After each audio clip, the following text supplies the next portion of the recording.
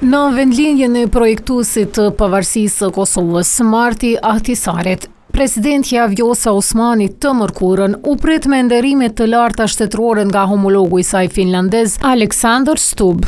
Në takimin mes dy liderëve shtetëror u bisedua për integrimin e Kosovës në organizatat ndërkombëtare, si dhe për përkrajen historike e të vazhdueshme të Finlandës. Nuk duam ndere, nuk duam shkurtesa, thjesht duam procese meritore, integrim dhe përputhshmëri me vlerat evropiane. Duke folur për raportet me Serbinë, Osmani theksoi se Kosova ka zgjedhur dialogun si mjetin e vetëm për zgjidhur çështjet e mbetura.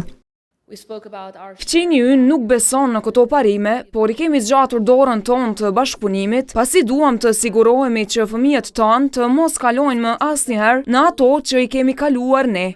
Derisa e para e shtetit të Kosovës ndau edhe një medalje ushtarake për ushtarët finlandez për shërbimin e tyre në Kosovë në kuadër të KFOR-it, presidenti Stubb tha se ai është i përkushtuar për paqe në të gjithë Europën.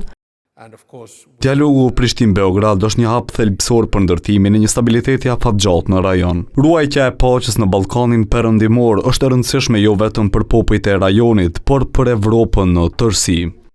Në kuadër të thellimit të bashkëpunimit të sigurisë, Osmani po ashtu i ka propozuar homologut të saj një marrëveshje më gjithëpërfshirëse ushtarake dhe të mbrojtjes mes dy vendeve.